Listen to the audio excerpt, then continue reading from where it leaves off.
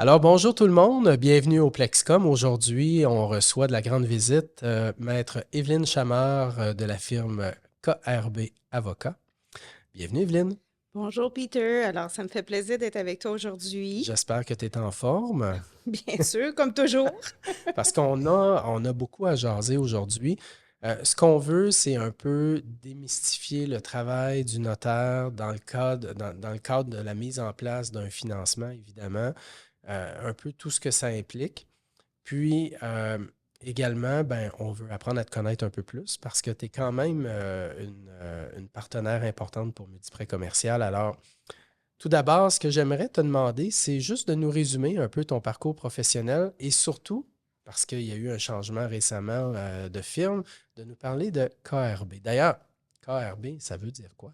Mais en fait, ça fait référence à nos associés fondateurs, dont le nom de famille est Karambatsos. Alors, pour que ça soit plus facile, je pense, à prononcer pour les différents partenaires, ils ont opté pour KRB Avocat Inc. Puis je tiens à préciser qu'on a beaucoup de notaires aussi au cabinet. Ça, c'est excellent. Et c'est tout récent, ce changement-là. Ça fait pas tellement longtemps que tu es rendu avec eux. C'est depuis le début de l'année, là, dans le fond, là. Absolument. J'ai joint KRB le 15 janvier dernier. Alors oui, c'est un changement très récent. All right, mais malgré que tu es encore toute jeune, ça fait quand même des années. Parle-nous un peu de ton parcours professionnel. Alors, ben moi, en fait, ça fait longtemps que je gravite autour du domaine juridique. J'ai toutefois commencé en étant adjointe puis parajuriste, tout en poursuivant mes études de droit à l'Université de Montréal. Et puis, ça fait maintenant 15 ans que je suis notaire, inscrite au tableau de l'ordre. Et puis, j'ai commencé comme notaire employé. Puis ensuite, j'ai rejoint les rangs d'associés depuis quand même quelques années. J'ai été chez De Grandpré Jolicoeur et chez Miller Thompson. Puis en fait, KRB, c'est mon troisième cabinet professionnel, là, comme je te disais, que j'ai rejoint très récemment. Et j'occupe le poste, la fonction de responsable du financement immobilier. Alors, je supervise toute une équipe en financement immobilier chez KRB depuis janvier. Good, good, good, excellent. Fait qu'on est en business. Si je comprends bien, on a une dame d'expérience avec nous. Quand même, oui. Alors, la première question que j'ai envie de te poser, il y a beaucoup de clients qui vont te consulter à la fin du processus. Donc, ils achètent, ils vont travailler avec le courtier immobilier, ensuite travailler avec le courtier hypothécaire, la SCHL, le prêteur, tout le monde, ça avance, ça va vite. Et le Et notaire, elle arrive à la fin. on reçoit les instructions Et du là, nous, créancier. on te dit, go, go, vite, vite, faut le faire. Et Oui. là, tout à coup, il arrive un paquet de surprises. Donc, qu'est-ce qu'un client devrait faire? À quel moment, dans tout ce processus-là, il devrait te consulter? Bien, en fait, comme tu le dis si bien, on arrive souvent en bout de parcours dans le processus de financement ou aussi dans le cadre d'une acquisition.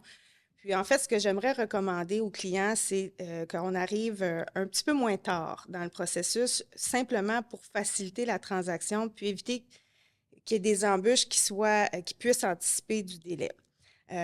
Surtout si on a une transaction de vente, alors même des fois, ça se pourrait être très approprié qu'on reçoive un projet de promesse d'achat pour vérifier certains aspects et puis qu'on soit impliqué pour la vérification diligente, faire ce qu'on appelle en anglais le off-title search pour envoyer les lettres aux différentes autorités pour s'assurer si jamais il y a eu des avis de non-conformité qui ont été émis, tout ça. Mais bref, c'est toujours préférable qu'on soit mis au courant rapidement pour qu'on ait un délai raisonnable aussi pour pouvoir mettre en place la transaction de financement et aussi, d'autant plus s'il y a une vente, parce que je vais vous donner un exemple. S'il faut commander des états de compte auprès de Énergir puis Hydro, ce ne sont pas souvent des répondants qui vont nous donner une réponse rapidement et surtout, particulièrement pour Hydro. Alors, si ça prend 30 jours juste pour avoir une réponse pour savoir si c'est assujetti à la loi M37, par exemple, bien, il faut prévoir du délai. Donc, c'est vraiment pertinent que on reçoive un courriel de la part de l'emprunteur pour dire on anticipe avoir une transaction bientôt. Les instructions du prêteur sont à suivre, mais on prévoit avoir recours à vos services professionnels. Puis pouvez-vous nous aider sur les documents qui sont à produire au tout début du dossier, puis quelles seront les différentes étapes et qu'est-ce qu'on peut prévoir comme échéancier du début à la fin. Effectivement. Tu parlais d'embûches tantôt. Oui. La question n'est pas sur ta feuille, mais je vais te la poser quand même. Quel genre d'embûches on peut rencontrer au moment où on fait la transaction de... Tu sais, il y a des clients pas préparés, il y a un paquet de choses qui peut arriver, mais donne-moi des exemples là, qui vont allumer nos gens rapidement sur qu'est-ce qui doivent être prévenants pour que ça n'arrive pas, justement. Ben, j'en ai deux en tête qui viennent rapidement. Le premier, c'est que des fois, dans leur structure, ils ont décidé, par exemple, que présentement, l'immeuble est détenu par un individu, puis pour des raisons fiscales, ils décident que ça va être mieux que ça soit possédé par une corporation. Donc, il faut qu'il y ait un transfert par ce qu'on appelle le roulement. Donc, il y a un roulement à préparer, puis à ce moment-là, ben, s'il faut travailler en étroite collaboration avec un fiscaliste, avoir un mémo fiscal, il faut préparer l'acte de transfert. Alors, tout ça, ça ne se fait pas en un claquement de doigts. Alors, ça peut être un exemple. Un autre exemple qui peut être assez fréquent, ben, ça peut être un problème de titre. Alors, dans la chaîne de titres, c'est examiné par l'équipe d'examen de titre. Puis là, ils se rendent compte qu'il y a un problème. Mais des fois, pour pouvoir pallier à ça, ben, il va y avoir différents remèdes, mais des fois, ça peut occasionner du délai supplémentaire. Un autre exemple aussi auquel je pourrais ajouter, c'est que des fois, au niveau corporatif, il y a des choses qui ne fonctionnent pas. Bon, il y avait une structure X qui a été présentée à la SCHL. Or, lorsque le conseiller juridique qui est mandaté pour examiner les livres de procès-verbaux, puis là, quand vient le temps de confirmer la structure, oups, on s'aperçoit qu'il y a un chaînon manquant ou il y a quelque chose. Alors, tout ça fait en sorte que ça peut représenter certains obstacles, puis il faut trouver des remèdes.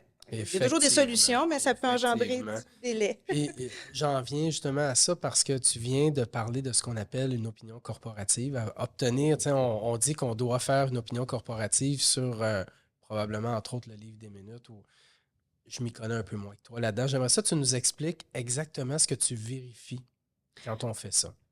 Bon, bref, d'abord, j'aimerais dire que lorsqu'on a dès qu'on a une entité corporative qui est impliquée, la très grande majorité des prêteurs vont exiger qu'il y ait une opinion qui soit fournie sur le statut et la validité. Ça, c'est excessivement requis là, par tous les prêteurs, sauf exception.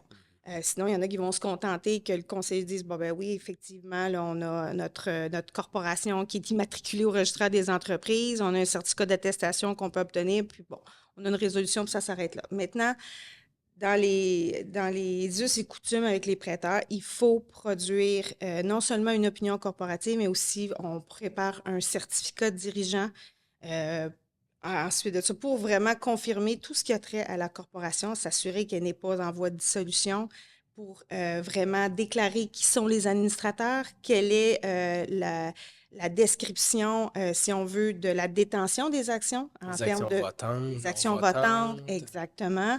La corporation, elle est constituée suivant la loi canadienne sur les corporations ou bien non suivant la loi provinciale. Donc, ce sont tous des éléments qui sont à vérifier pour s'assurer, parce que c'est comme une personne. Si une personne n'a pas la capacité de pouvoir donner une hypothèque, de pouvoir contracter un prêt hypothécaire, tout comme une personne, une compagnie doit avoir tout ce qu'il faut.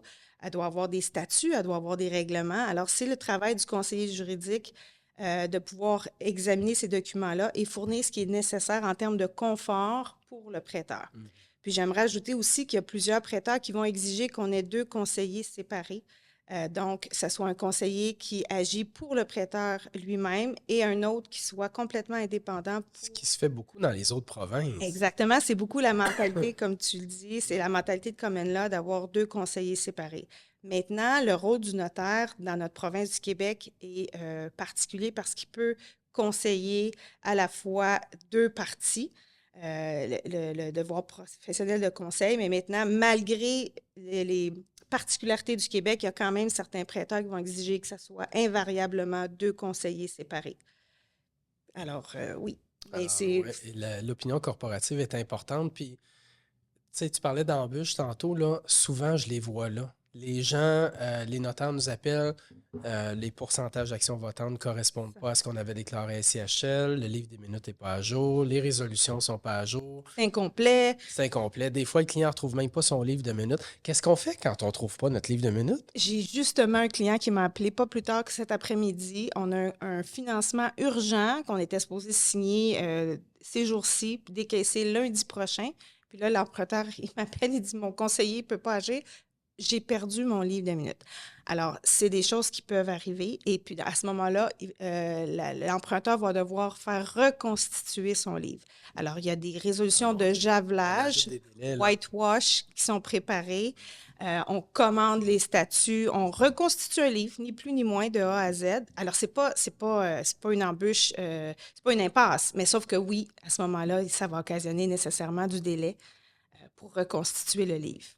Alors, il faut arriver préparé. Oui, Puis ça se fait pas à la fin de la non, transaction, évidemment. Ça se fait au milieu ou peut-être même dès le début. tout C'est à fait. peut-être encore mieux, évidemment.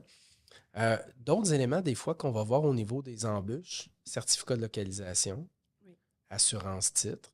Là, j'aimerais ça qu'on démystifie un petit peu ce volet-là parce que souvent, les clients vont nous dire: Ah, j'ai pas mon certificat de localisation, on va prendre une assurance titre, ça va faire la job. Ouais, mais ça fait-tu la job? Ça sert pas juste à ça, une assurance titre. Non, ça ne sert pas juste à donner le confort nécessaire au prêteur en l'absence d'un certificat de localisation. Des fois, il n'y a pas encore de certificat de localisation qui a été produit. Si on est, par exemple, un immeuble qui a été fraîchement construit, ou bien donc, ça peut être un certificat de localisation qui a été préparé, mais qui date de plus de 10 ans. Puis encore là, il y a des critères qui vont varier d'un prêteur à l'autre. Il y en a qui ils vont dire maximum 5 ans, d'autres 8 ans.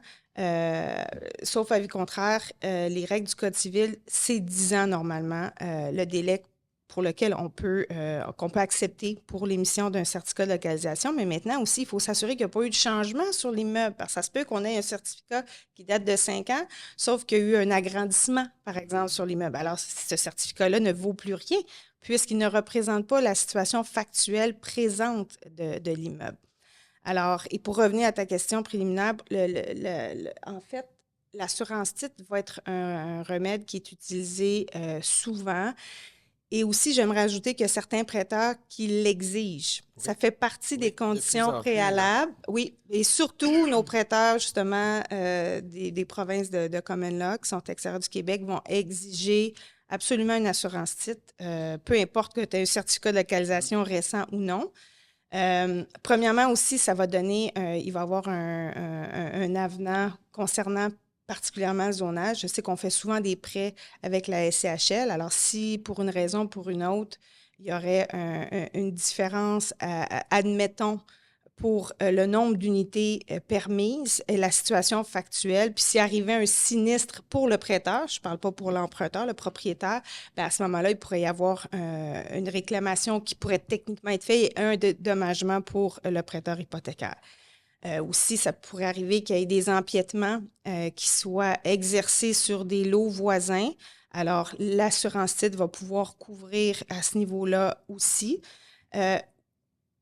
Également, ce qui est important aussi avec l'assurance titre, c'est que ça nous permet aussi souvent d'agir dans de très courts délais. Nous, comme notaire, on n'a pas à faire notaire, avocat professionnel en charge de l'examen des titres, on n'a pas à couvrir une période de titre aussi longue qu'on le ferait sans l'assurance titre. Combien de temps faut que tu reviennes en arrière si tu n'as pas d'assurance titre?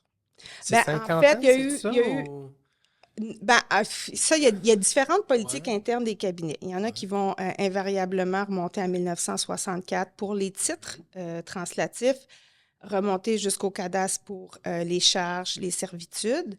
Il y en a d'autres, bon, il y a eu un jugement qui a été rendu à un moment donné, on disait, bon, on a juste à faire un examen de 10 ans, puis c'est suffisant. D'autres, il y en a qui vont dire que c'est 30 ans. Bref, ça peut varier et il faut évidemment se vérifier avec l'équipe du bureau pour savoir quelle est la politique interne. Mais avec l'assurance titre, on a besoin de remonter, bien, ça dépend du montant de prêt impliqué. Avec certains assureurs titres, sauf erreur, jusqu'à 30 millions, on a besoin d'examiner couvrir une période d'1 an qui précède le titre du propriétaire actuel. OK.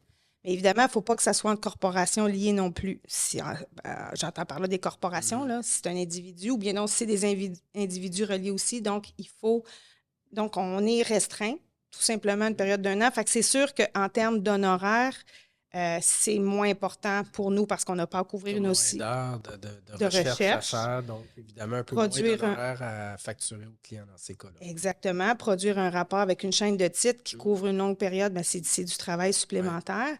Alors qu'avec l'assurance titre, ben, ça fait en sorte qu'on n'a pas ça. Et aussi, ça nous permet souvent d'agir plus rapidement dans un dossier. Fait qu'on peut rapidement signer et incidemment décaisser un prêt Les si on fameux délais utilise. sont tout le temps, les gens sont tout le temps pressés, donc Toujours. ça peut être une option. Oui. Une assurance titre, j'ai un client qui m'a déjà dit pourquoi je paierais pour ça? Ça fait juste protéger le prêteur. Je pense que non. Il y a une protection aussi pour le client, en quelque sorte, dans une assurance titre. Est-ce que c'est le cas? Bien, il y a deux types de polices. Évidemment, là, je prétends pas être une spécialiste d'assurance titre du tout, puis je tiens à le préciser. Mais en fait, il y a des polices prêteurs, puis il y a des polices propriétaires. Donc, ça va être des couvertures différentes, puis il va y avoir des conditions différentes aussi. Puis ça va pas donner le même type de protection pour un propriétaire versus un prêteur hypothécaire. Mais il s'agit toujours de voir, puis évidemment, pour quelqu'un qui fait l'acquisition d'un immeuble, bien, ça pourrait être s'il n'y a pas le choix, par exemple, dans le cadre de son financement, de commander une assurance titre prêteur, bien, pour une petite surprime, bien, ça vaut peut-être la peine de la prendre aussi pour le propriétaire pour conférer certaines protections supplémentaires. Parce qu'on a déjà vu des cas où est-ce que ça a été une excellente chose que le propriétaire ait pris une assurance titre parce que lorsqu'est venu le temps de revendre l'immeuble, ben, il y avait un vice de titre qui n'avait pas été vu au moment de l'acquisition. Puis, bref, avec l'assurance titre, ça a fait en sorte qu'il a pu rapidement quand même faire sa transaction. Ça n'a pas bloqué sa transaction de vente. Évidemment, c'est soumis à certaines conditions, mais ça peut être. Puis il y a certains propriétaires, des gros propriétaires immobiliers qui, invariablement, ils vont toujours prendre une assurance titre lorsqu'ils font des acquisitions. Ça fait partie de leur façon de faire, puis ça leur donne une protection OK. supplémentaire. OK, parfait. On va changer de champ complètement maintenant. Allons-y. On va parler de prêts titrisés. Donc, c'est de plus en plus à la mode, évidemment. De plus en plus de prêteurs vont titriser leur financement. Ça implique quoi dans ton travail, un prêt titrisé? Est-ce que c'est différent d'un prêt normal où il y a des particularités supplémentaires que tu dois tenir compte? Ben, en fait, je ne suis pas une spécialiste non plus en titrisation, sauf que oui, il existe effectivement certaines particularités. Ce que j'aimerais dire, puis dans le fond, il y a le travail aussi de la part du prêteur dans l'émission de sa lettre d'offre avec certaines explications par rapport à la titrisation. Puis aussi, je présume qu'en tant que courtier hypothécaire, il y a des informations supplémentaires qui sont données aux clients. Mais habituellement, lorsqu'on a un prêt qui est titrisé, communément aussi en anglais, qu'on dit qui est mis dans un pool, ce sont des prêts qui sont fermés, c'est-à-dire qui sont soumis à des conditions vraiment très strictes pour toute la durée du prêt. Donc, si on a un prêt de 5 ans, bien, il est fermé vraiment pour 5 ans. Donc, on n'a pas de possibilité de le rembourser avant l'échéance. Alors ça, c'est très important que le client qui contracte un prêt de cette nature-là soit conscient finalement des conséquences par rapport à ça. Un peu moins flexible, évidemment, là. Exactement. Et puis, pour l'avoir vu aussi, ça peut arriver qu'à l'intérieur du terme, on veuille vendre l'immeuble. Alors, là, c'est dans un prêt titrisé. Alors là, c'est des délais aussi supplémentaires parce que souvent, la SCHL va demander qu'on produise des déclarations solennelles à l'effet qu'il s'agit bien d'une vente, puis ce n'est pas entre corporations liées. Euh, alors, c'est pour l'avoir vécu là, dans une transaction l'automne dernier, il faut facilement prévoir là, 4 à 6 semaines pour pouvoir finaliser en tout et partout la transaction, compte tenu des déclarations supplémentaires à produire. Puis aussi, bien évidemment, lorsqu'on rembourse avant terme, on a généralement une pénalité qui s'applique. En termes de pénalité pour un prêt titrisé, je ne sais pas si ça implique des coûts supplémentaires. C'est beaucoup plus dispendieux. Bon, bref, alors tu me le confirmes ici. Souvent, ça peut même représenter l'intérêt jusqu'à la fin du terme. Donc, les pénalités sont importantes. C'est ça. Donc, alors, c'est des explications en termes de prêts fermés que l'on donne lorsqu'on fait la lecture de l'acte au client. Donc, c'est des particularités. Puis souvent aussi, on a un fondé de pouvoir à ce moment-là qui agit pour le prêteur. Alors, ça nécessite qu'on a une signature par un fondé de pouvoir. Il y a des particularités au niveau des enregistrements, des garanties aussi. Bref, puis lorsqu'il y a un remboursement avec un fondé de pouvoir, ben, il y a un prêteur, fondé de pouvoir pour obtenir les quittances. Alors, il y a des petits détails techniques là, qui s'ajoutent à ça, mais c'est surtout de garder en tête que c'est vraiment un prêt fermé pour toute la durée du prêt. Absolument, absolument. Puis, parfois, il y a des termes qui dépassent le 5 ans. Oui, effectivement. Oui. Evelyne, on voit souvent, quand on fait une transaction hypothécaire avec certains prêteurs, on va en nommer quelques-uns, là, mais les People's Trust de ce monde, First National, ainsi de suite, il y a certains prêteurs qui ont l'exigence que les assurances aient passé à travers un espèce de tamis là, où il y a une vérification importante qui doit être faite. Peux-tu nous en parler un petit peu plus? Parce que souvent, c'est un enjeu à la fin de la transaction. Tu sais, on parlait d'embûches tantôt, là, mais ça aussi, c'en est un. Oui, tout à fait. Tu as raison, Peter. La plupart des créanciers vont demander que la police d'assurance des biens du propriétaire soit révisée par un expert. Donc, ils ont un consultant en assurance qui mandate, qui va réviser la police et qui va, au besoin, la faire corriger aussi par le courtier en assurance du client pour satisfaire tous les critères, les exigences du prêteur hypothécaire. Donc, effectivement, ça, c'est important aussi que le client, l'emprunteur, soit déjà en contact avec son courtier pour s'assurer que la communication est fluide, que tous les renseignements sont fournis en temps opportun au consultant pour éviter que ça engendre du délai de dernière minute, puis que finalement, alors que toutes les sûretés sont signées, on est publié, on a fourni tout ce qu'il fallait au prêteur, mais que le On dossier attend bloque encore parce ça. que au niveau de l'approbation d'assurance, c'est pas fourni encore. Donc, mieux vaut être préparé aussi suffisamment à l'avance pour cet aspect-là du dossier qui n'est pas dans notre contrôle, puisque, comme je dis, la plupart des créanciers vont demander à ce qu'un consultant particulier examine la police. Maintenant, ça va arriver qu'on nous le demande directement à nous. Certains prêteurs continuent de nous utiliser, mais on n'est pas des spécialistes, Ben oui, nous, c'est ça. en assurance. Alors, souvent, nous, à ce moment-là, on va mandater un expert pour faire la révision. Si on a un sixplex, pour donner un exemple, qui est vraiment simple en termes de révision de police, ça se peut qu'on soit confortable pour l'intégrer dans notre opinion qui est exigée, par exemple, pour ne donner qu'un exemple, des jardins. Par contre, je dirais que dans 98 des cas, on va préférer déléguer à l'externe ce mandat-là de réviser la police d'assurance des biens. Clairement, puis on va voir souvent des conditions de police d'assurance particulières qui vont toucher l'inondation, le refoulement d'égouts à la pleine valeur de l'immeuble, tremblement de Tremblement de terre, terre, oui, perte de revenus de loyer. Il y a toutes sortes toutes sortes d'aspects. d'aspects, là. Absolument. Juste, ne serait-ce que juste le montant d'assurance que je dois choisir. C'est souvent, les gens ne savent même pas, mais dans les faits, il faut au moins assurer pour l'équivalent du montant du prêt hypothécaire qu'on met en place. Oui.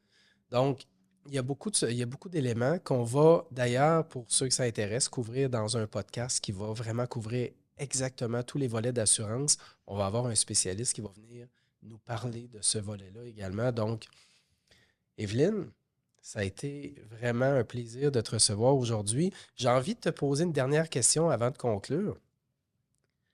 KRB, c'est un cabinet multidisciplinaire. Oui. Mais pourquoi je devrais choisir KRB?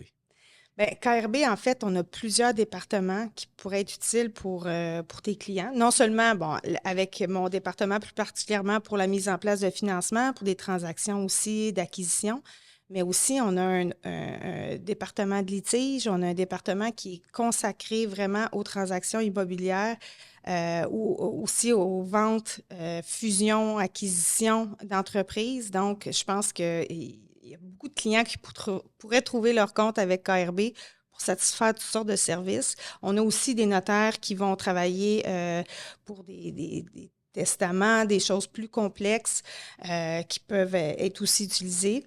Mais bref, ça tourne je dirais pas mal autour de l'immobilier et aussi en ce qui a trait au financement, aux diverses transactions. Mais ce qui est certain, c'est qu'on ne s'aventurera jamais dans un terrain pour lequel on n'est pas spécialisé. Donc, on va, si pour une raison ou pour une autre, ce n'est pas un domaine pour lequel on est apte à agir, bien, on va tout simplement informer le client. Mais bref, on est un cabinet aussi qui a la plus grande expansion dans les dernières années.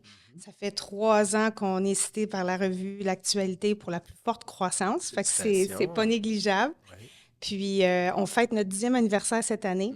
Donc, on est vraiment une équipe dynamique, moderne. Puis, j'aimerais juste aussi dire que souvent, bon, il y a beaucoup de personnes qui me connaissent dans le domaine du financement immobilier avec les courtiers hypothécaires, les prêteurs, les propriétaires immobiliers. Mais j'aimerais dire aussi que souvent, on peut être un agent facilitateur pour mettre en contact différentes personnes pour pouvoir mener en bout de piste des dossiers. Donc, je pense qu'on peut être pas juste des exécutants pour faire des dossiers, mais des agents facilitateurs pour communiquer des informations entre des parties qui peuvent trouver intérêt à agir ensemble. Absolument, tu as raison. Puis souvent, on va sous-estimer aussi tout le volet. Tu sais, demain matin, je peux m'acheter un immeuble de 12 logements, avoir un prêt de 2 millions, je suis super content, mon premier immeuble, mais on oublie tout l'aspect testament. Qu'est-ce qui m'arrive si je tombe invalide demain matin? Qui va gérer? Comment ça va fonctionner?